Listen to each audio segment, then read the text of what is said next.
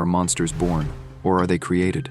The answer to that question probably lies somewhere between the terms psychopath and sociopath. But in the unfortunate event that an otherwise good and innocent creation turns bad as a result of neglect or abuse, is that creation truly responsible for its actions? More importantly, is there a cure for monsters? Well, this case will have you scratching your head, hoping there's at least a vaccine. We're about to explore an evil like you've never known.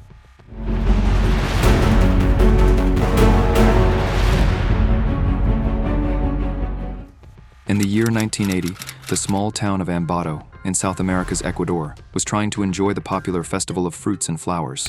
It's an event that began in the middle of the century as a way to help the locals take their minds off the horrifying devastation left behind in the wake of an earthquake that battered the area on August 5, 1949. The Ambato earthquake claimed the lives of 5,000 people on that fateful day. This festival was the only thing that held the small community together. It was a source of light that illuminated the spirits of the Ambato people. It brought back an abundance of shine to the quaint, crippled town. But there was a darkness creeping in through a fragile form of innocence. Darkness that was born about a year before the earthquake on October 8, 1948. Roughly 30 years later, this wave of darkness would overshadow the light of the festival and rival the cruelty of the famed earthquake of Ambato. At the time, countless little girls between the ages of 8 and 12 were disappearing without a trace, and the 1980 celebration was something that no one could fully focus on. Parents were crying out for answers as they desperately searched for hope. One girl was sent to sell some items in order to purchase a bus ticket home. She was never seen again. It was feared that she may have been sold into sex slavery. She was one of the many little girls who went missing in 1980. And even though the number of missing children was growing, the police wrote them off as runaways and did little to help find the lost children of Ambato. The police released a statement claiming that one of the little girls probably ran away because she had failed at school. Regardless of the cops' incompetence, the families did everything they could to find their daughters, who were clearly in some kind of trouble. Then suddenly, like being sucked into a living nightmare, bodies started washing up. The bodies were some of the missing girls. They had been raped and strangled. Some of them had been choked to death so viciously that their eyes had come out of their sockets. But the nightmare wasn't over, and more innocent girls went missing. The families were no longer begging. They wanted answers. But with no tips, no evidence, no persons of interest, and no leads, the police could offer no explanation to the families of Ambato, who knew well that there was a boogeyman in the town preying on their little girls. But this was no longer a sole concern for the town of Ambato. Citizens across Ecuador started to panic because, after all, the monster could be anywhere. Ivanova Yakume was the 9-year-old daughter of a respected baker. She disappeared while fetching some food for her father on February 15, 1980. Her family believed she'd been taken for ransom, and because her father was well known in the community, the cops took this case more seriously. He and his wife hung posters offering around $20,000 for any news about his daughter's whereabouts. It was around this time that a national newspaper began to cover the story of the missing girls. Then, on March 8th, the little girl's body was found in a cabin on a farm. She reportedly died lying naked on an old, dirty mattress. She had been raped and strangled. The next day, on March 9th, 1980, a stranger wandered the Ambato Plaza, selling small items like chains and locks for most of the day. Then, at about 4 p.m., he approached a food vendor at the plaza named Carlina Ramon. As the man eyed up what kind of food she was serving, Carlina noticed that something else belonging to her quickly stole his attention. It was her 11-year-old daughter, Alicia. When her mother wasn't looking, he repeatedly gestured for her to come over to him. But Alicia was cautious. She told her mother what the man was doing. This must have spooked the stranger, who began to hurry out of the plaza. But Carlina Ramon was suspicious. She knew about the girls that disappeared, and she wasn't about to let her intuition rest unseen. With the help of the other plaza vendors, she went after the stranger. And just after he exited the plaza, Carlina and her group caught him. They overpowered him before dragging him back inside. Carlina wasted no time and immediately accused him of kidnapping and murdering the dead children. But the man pleaded, explaining that he was nothing more than a worker. The people of Ambato weren't believing him. They called the police and held him there until the police arrived.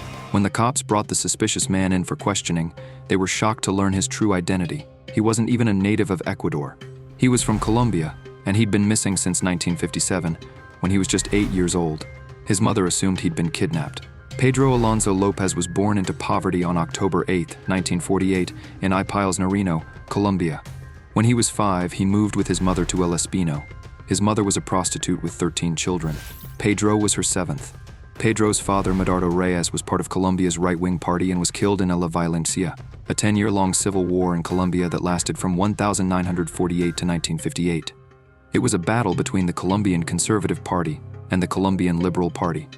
It started with the assassination of a liberal presidential candidate, and it left the poor country riddled with crime, chaos, and bloodshed.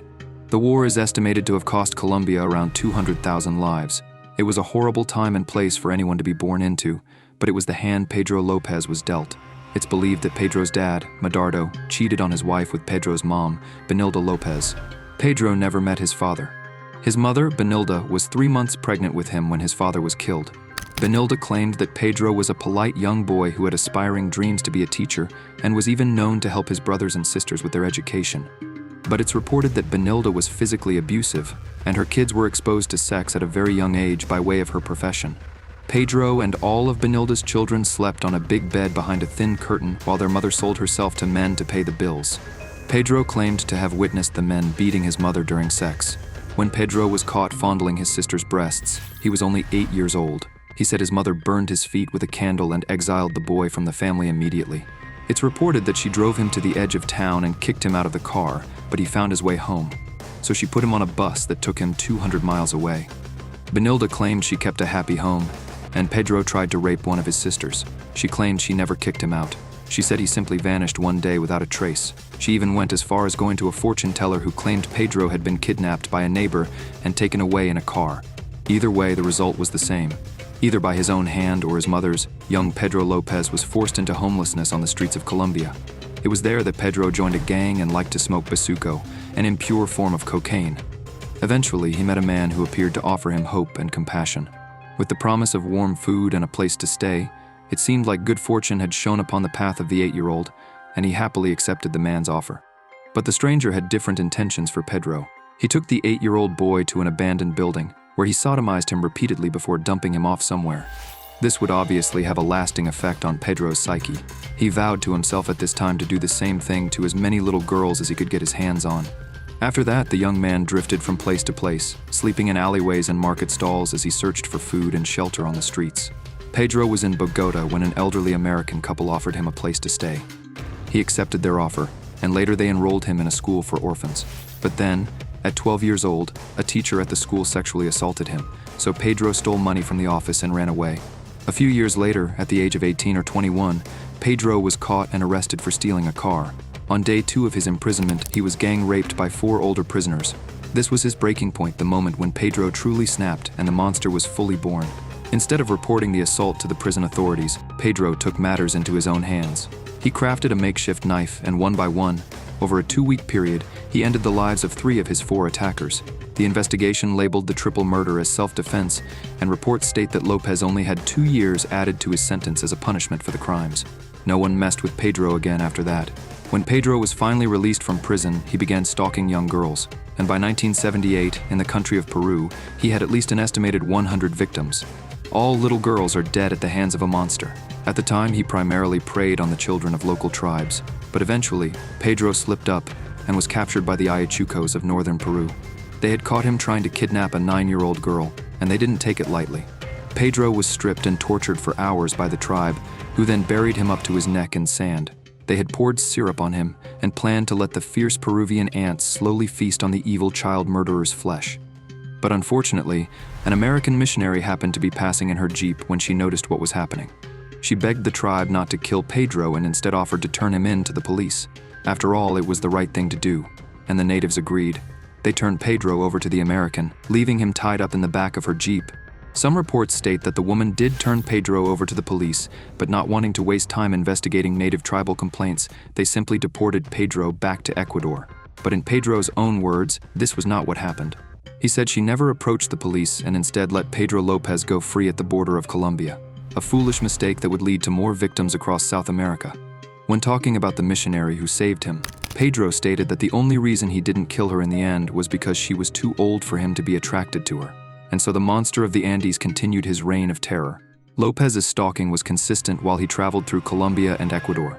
During this time, a huge quantity of missing young girls were being subjected to slavery and traffic ring abductions. There were no suspects, no evidence, and no trace of the missing girls until a flash flood hit the town of Ambato, Ecuador, in 1980. Nature had uncovered the remains of 4 little girls who had gone missing. They had been raped, tortured, and strangled. 3 days later, Pedro López was subdued at the local plaza and arrested by police officers. It seemed the citizens of Ecuador could finally sleep at night. Pedro maintained his innocence while in jail, and even though they were certain of his guilt, beating and threatening the Colombian native didn't seem to work. Some reports say they devised a plan, and it's believed by some that authorities sent undercover police officer Captain Pastor Gonzalez in to pretend to be Pedro's new cellmate. For 27 long days, Captain Gonzalez barely slept a wink. As a matter of fact, it's believed that he kept a towel around his throat at night, fearing that Lopez would try to strangle him in his sleep. But it's said that the officer maintained his composure and made up a story that he too was a fellow rapist. And it didn't take long for Pedro to start explaining his evil. He bragged about his murders in Ecuador, Peru, and Colombia. He boasted with glee about his evil antics as Pedro spilled the beans about everything. Captain Gonzalez said the information he received was beyond his worst nightmare. Then, on July 31st, 1981, 33-year-old Pedro Lopez pleaded guilty to the murders of around 57 little girls. But this story conflicts with what experts claim really happened. Apparently, Captain Pastor Cordova did gain Pedro's trust, but only after offering him gifts like cigarettes, beer, chicken, and coffee. Pedro Lopez told Captain Cordova everything. But at the start, the police weren't 100% convinced by Pedro's confession. Perhaps the man they had in custody was a madman, raving about crimes he didn't even commit. It wouldn't be the first time. After all, he was homeless. Maybe he found prison more comfortable than the streets, and this was his attempt to find free room and board. But those suspicions quickly faded as Pedro Lopez led the police to the graves of over 50 little girls. The townspeople were so thirsty for the child killer's blood that, when they brought him with them to show them where the bodies were, he had to be dressed up like a police officer for his own protection. 2 months later, in 1980, he pleaded guilty to 110 murders, over 100 little innocent girls. Law enforcement stated that Pedro could have been charged with 350 murders, but extra trials in Peru and Colombia would have just been too complex and expensive for Ecuador. And Pedro wasn't even sorry. As a matter of fact, he never showed any remorse at all. Once the truth was out, he was quite happy to talk about what he did and how much joy it gave him. He compared himself to spectators at a bullfight waiting to see either the bull or the matador face sudden death, which doesn't make any sense to anyone. But still, that's what he said. He also described a divine and wonderful moment when he had his hands wrapped around a little girl's neck. He said he could look into her eyes and watch as a certain light or spark would suddenly fizzle out. He claimed that the moment of death is exciting and that, someday when he gets out, he will feel that moment again. He explained that he would be happy to kill again. Pedro believed it was his mission to kill, and he relished the attention he got, never missing an opportunity to talk about his crimes on camera. After leading authorities to over 50 bodies, Pedro claimed he was tired and refused to help anymore. The coward confessed to 350 murders in total, and he was convicted of the 110 murders that he was charged with. But Ecuador had no death penalty. It had been abolished for social reasons 100 years prior to Pedro's convictions. He would serve his time alive in prison. But the families obviously weren't amused. They offered a reward of around $25,000 for anyone who would end the life of Pedro Lopez behind bars. But Pedro was reportedly held in the center of an abandoned part of the prison on top of a mountain. He was kept there and incarcerated away from other inmates for his own protection and for theirs. Pedro had spent most of his years in solitary confinement on top of that mountain. And during that time, it's reported that only one person was ever granted an interview with the monster of the Andes. A Canadian reporter named Ron Leitner described his meeting with the child murderer. Ron was searched for weapons when he entered the facility. He quietly made his way down the hall towards Pedro's cell and peeked through the bars with his camera, ready to snap a photo of the devil himself. The wall of the cell was plastered with clippings from Pedro's trial and other news reports of his heinous crimes. At that time, one of the guards let out a loud hiss to taunt the monster on the other side. Lopez responded by growling while rushing at the window and grabbing the bars. This was when Ron snapped a photo of the monster for the first time. The next day, prison director Victor Lascano introduced Pedro to Ron through the bars of the cell. Ron instinctively greeted Pedro with a handshake. Pedro seemed caught off guard after all. It had been well over a decade since the monster had felt a human touch. Lopez stared Ron Leitner in the eyes and squeezed his hand until it went numb. Ron said the big hands were huge and powerful. They were the same hands that had squeezed the life out of so many innocent young girls. He was feeling that power, that cowardly power. Ron's fingers were in immense pain as the monster tightened his grip. The reporter was going to scream, but before he could, Pedro released his hand with a smile and granted him the permission of an interview. Lopez invited the reporter, the prison warden, and the interpreter into his cell. As they entered cell 29, several of the guards armed their pistols and monitored cautiously from the other side of the bars. Ron's fearful interpreter maintained a safe distance behind the warden. She was actually the warden's 26-year-old daughter, and she seemed to light up Pedro's desires. Lopez told the warden that he hadn't touched a woman in years, and the only way he was going to do the interview was if he would be permitted to touch the hands of the warden's daughter. Everyone who heard what he said gasped in shock. Guards raised their guns to aim. The atmosphere was tense as the brave girl stuck out her hands in the direction of the monster. Pedro very delicately touched the tips of his fingers to her wrists. Anything could have happened, but Pedro released the warden's daughter without harm, later stating that she was too old for him. The gun stayed fixed on Pedro Lopez as he answered every question Ron Leitner asked him. By the end of his reign of terror, Pedro had built up an insatiable appetite for the torture and murder of little girls. Before he was caught, he'd been killing 2 or 3 girls a week, every week, for 3 years. He claimed he was the man of the century and that no one would ever forget him. Lopez explained that he lured his young victims away by promising them gifts like mirrors or trinkets. He took them to secret hideaway places where he had already prepared their graves, sometimes right next to previous victims that he'd just buried. Sometimes they weren't even buried. Pedro also said he liked to follow tourist families and their beautiful blonde daughters.